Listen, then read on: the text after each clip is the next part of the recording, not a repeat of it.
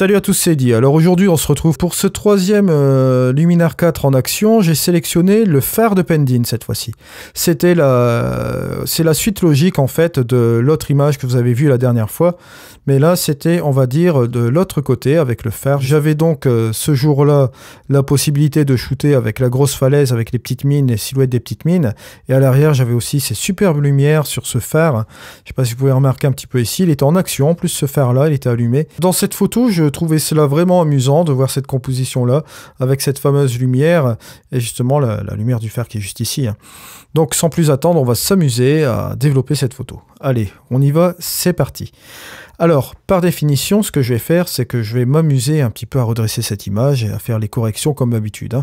Ça, c'est une petite habitude que vous devez vous prendre. Voilà, hop, correction d'objectifs, etc., les distorsions. Voilà. Une fois que cela c'est fait, vous faites recadrage et rotation. Voilà. Vous avez l'option aussi également là. Et là, vous redressez un peu votre image, juste un peu comme ceci. Voilà. On est juste là. On est bien. Voilà. Ce qu'on peut faire aussi, c'est justement ramener, voilà, hop, recadrer sur le phare, peut-être comme ceci, c'est vraiment pas mal. Et on va un peu redescendre un peu, voilà, juste un peu là. Ça va vraiment frapper juste sur cette partie du phare, ou bien plus comme ça peut-être, voilà, sur la lueur du phare, ça fera vraiment pas mal, et en plus il y aura l'autre lueur qui sera ici, la composition va dire qu'elle est très bien comme ça. Donc on va appuyer sur terminer, je vais regarder quand même un petit peu, redresser, ouais, un petit peu plus en haut, voilà, juste un petit peu comme ça, voilà, c'est pas trop mal. Ça va cliquer sur terminer là. Et ce que vous pouvez faire aussi éventuellement, c'est jouer avec vos verticales, regardez, je vais vous montrer un truc là, voilà. Ça va vous permettre un petit peu de redresser plus comme ça, ouais, d'avoir une certaine logique, voilà. Comme ça, vous avez l'horizon qui est complètement plate ici, comme ça, pas trop mal. Et ce qu'on va faire, c'est directement rogner juste ici, hop. Juste un peu comme ça, voilà. Rattraper un peu, juste un peu là, et hop, on va cliquer sur terminer, voilà. Alors, on va travailler justement sur cette photo-là. Bon, à savoir que... On va garder aujourd'hui le profil Luminar 4, on va jouer avec notre accent, et on va déjà regarder ce qu'il nous fait. Bon, voilà. C'est pas trop mal. Si on va directement là, regardez, ça fait un petit peu de la folie sur notre photo. Et si on regarde le résultat déjà avant, après, bon, il a fait déjà pas mal de boulot, hein. On peut dire que c'est pas mal comme ça. On va jouer sur ce travail-là, on va dire que c'est pas trop mal, vous voyez, bon, il a fait son travail. Deuxième curseur, c'est le curseur de structure. On va jouer sur notre curseur de structure. On va ramener un petit peu de détail justement à cette image un petit peu comme ça, voilà. Et on va jouer aussi sur le renforcer. C'est le deuxième curseur qui est ici. Juste un petit peu comme ça. Et regardez déjà la différence entre le avant et le après. C'est quand même assez hallucinant. Bon là, si j'ai une petite tâche de capteur, mais on le rectifiera juste après, hein. Et ce que je vais faire aussi, c'est la chose la plus simple. Vous allez directement dans l'amélioration du paysage. Bon, on va mettre un petit peu d'heure dorée, vous allez voir. Juste un peu.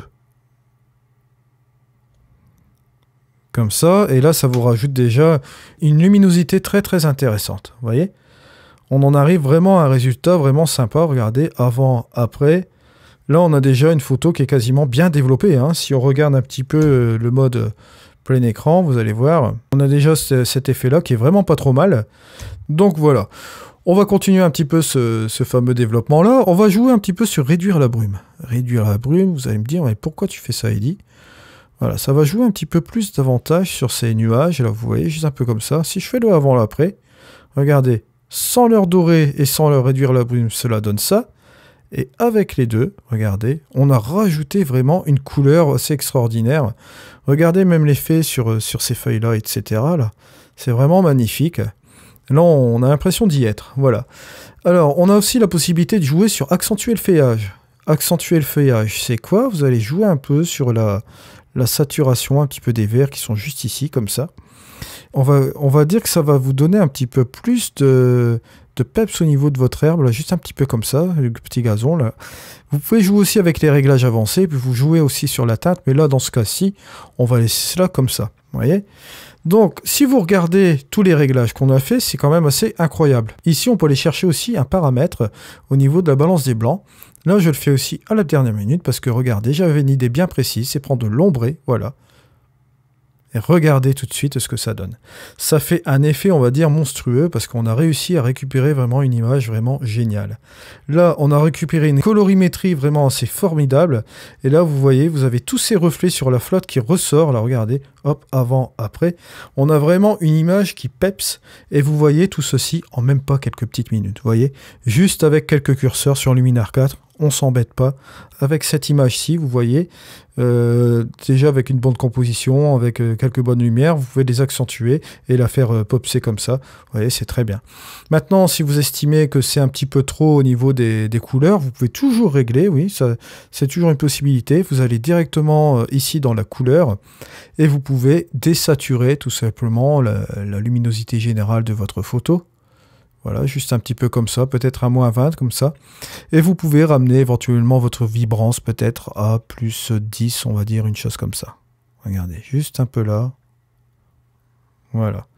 Comme ça, ça va vous atténuer un petit peu l'effet. Regardez la différence entre le avant, voyez, et le après. Ça, c'est un choix personnel. Vous voyez, vous pouvez un petit peu désaturer légèrement votre couleur comme ça. Mais moi, justement, ici, en regardant la différence entre les deux, ça ramène un petit peu plus de dynamique à notre image. Donc moi, je préfère enlever ici la désaturation et le peu de vibrance que j'ai mis ici, et de laisser cela comme ceci. Voilà. Donc voilà, je préfère que ce soit un petit peu plus comme ceci. Mais là, ce que je vais faire, c'est enlever quand même la petite tache de capteur qui est là. Alors là, pour ce faire, je vais aller dans la toile. Je vais aller chercher directement le tampon de duplication. Ça ira beaucoup plus vite. Ça va faire un travail un petit peu plus propre avec ce tampon de duplication. Alors, je vais réduire ici, hein. Et hop, voilà. Et c'est parti. Donc, je clique ici sur terminer. Et là, ce qu'on peut faire aussi, c'est qu'on va un petit peu s'amuser à éclaircir cette partie-là, peut-être un peu la contraster. Pour ma part, je pourrais aussi m'amuser à aller directement dans un calque. Voilà, pas chercher à comprendre. Je vais faire un calque peut-être analogue, voilà.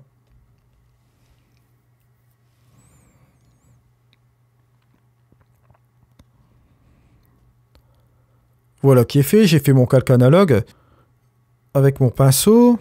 Là, ce que je vais faire plutôt, c'est aller jouer avec mon contraste intelligent. Je vais un petit peu le ramener par ici. Je vais baisser mon exposition. En fait, je vais vous expliquer, je vais faire mes petits réglages comme j'ai l'habitude de faire. Pour regarder un petit peu l'effet que cela donne ici. Voilà, juste un peu là, hop. Mode lumière, je vais peut-être faire un petit peu ça. Hop, voilà. Et je vais aller directement donc dans mon calque analogue. Et ce que je vais faire, c'est hop, je vais utiliser mon pinceau qui va être là. Et là, ce qu'on va faire tout de suite, c'est pas compliqué. Eh ben, on va utiliser justement cet outil peindre qui est ici avec le plus. Hein, voilà. Voilà, on va dire juste un petit peu comme ça. On va pas trop exagérer sur le calque. Hein. Si vous voulez vraiment voir encore une fois le masque, bon. Vous est possible toujours de regarder avec le pinceau et regarder ce que vous avez fait ici. Maintenant, si vous trouvez que c'est un petit peu trop exagéré au niveau de votre Dodge and Burn ici, ce que j'ai fait avec les... Enfin, Dodge and Burn, on se comprend. Avec les différentes fonctions que j'ai utilisées ici, vous pouvez toujours jouer avec la progressivité. Je vais vous montrer cela tout de suite. Vous voyez, hop. Là, cette fois-ci, le masque va s'éparpiller. Vous voyez, ça va être un petit peu plus doux au niveau de l'image. Et si vous regardez un petit peu la différence entre l'avant et l'après, vous allez voir, hop, avant... et après. Donc voilà, ici vous avez vu, on a fait ce petit travail là qui est pas trop mal. On peut retourner dans le module d'édition comme ceci. Ce qu'on peut faire maintenant, c'est rajouter encore un nouveau calque de réglage cette fois-ci. Et là, on va aller dans les pros. On va aller dans notre dégradé réglable. Et ce que nous allons faire, nous allons baisser notre lumière, voilà, juste un petit peu comme ça. Et peut-être aussi à la zone inférieure, nous pouvons donc baisser un peu, juste un petit peu. Là. Voilà, juste un petit peu comme ça. Si on fait la différence entre le avant et le après... Vous voyez, ça rapporte encore quelque chose en plus. Et pour terminer, là, on va pas s'embêter, on va aller chercher directement une chose que vous connaissez très bien. C'est la petite vignette, voilà. Et là, bon, je vous le donne en 1000, ça va être très simple. On va sélectionner, hop, le phare qui est là. On va baisser la quantité et la taille, juste un peu comme ça, vous le voyez. On va aller dans les réglages avancés. Ce qu'on va faire, c'est peut-être un arrondi, ouais, peut-être plus un arrondi, juste un petit peu comme ça. Avec peut-être une petite lumière interne, ouais, juste un peu, peut-être comme ça, légèrement. Avec une belle progressivité quand même. Hein. Et là, on va rejouer sur la quantité. Regardez, hop, juste un peu là. Voilà. pour faire une vignette vraiment aux petits oignons, comme on dit. Regardez, différence avant la vignette, hop, on rajoute la petite vignette, et vous voyez, ça fait la petite différence. Voilà. Et là, ce que vous pouvez faire aussi en dernier lieu, eh ben, vous allez directement dans l'accentuer les détails, et vous allez un petit peu jouer sur les détails directs de votre image. Voilà, juste un petit peu 10 comme ça, 7, 8, 11, voilà. Et on peut peut-être enlever les détails grossiers, oui. Juste un petit peu comme ça peut-être. Voilà, ce qui n'est pas trop mal. Pas trop non plus, hein. Moins 10, ce sera pas trop mal. Et regardez la différence entre le avant et le après. Vous voyez, l'image est bien faite. Donc vous voyez, il a possibilité de faire quelques trucs dans Luminar 4. C'est très simple. Ici, j'ai combiné un petit peu la simplicité avec les outils plus ou moins avancés. Vous voyez donc ici dans Luminar 4, vous pouvez aller très vite pour développer votre image. Là, je vous l'ai montré en quelques clics. Bon, c'est fait, vous voyez. On est passé de ça à ça en utilisant simplement, je vous le rappelle, l'amélioration, la structure. On a joué aussi avec l'amélioration du paysage. C'était sur les précédents calques, hein, bien sûr, hein, sur le calque ici, sur le nef. Après, on a fait un tampon de duplication pour enlever la tâche de capteur. On a fait un calque analogue. On a joué sur un calque de réglage encore une nouvelle fois pour faire un petit peu la fermeture de l'image et la petite vignette. Et vous voyez, on a vraiment fait quelque chose de pas trop mal.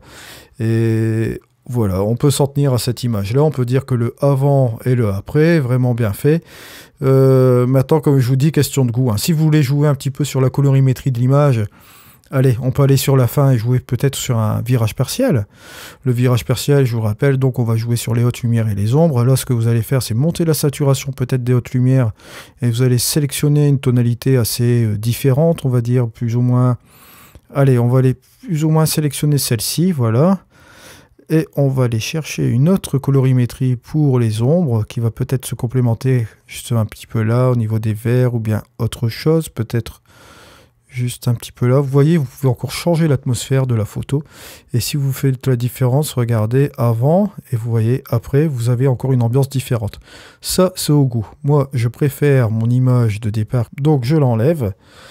Je préfère l'image comme elle est là. Donc voilà, on en arrive à notre image finale. Donc, vous voyez qu'il est très simple dans Luminar 4 de traiter une image assez rapidement et de combiner soit les outils rapides par intelligence artificielle, également les outils manuels.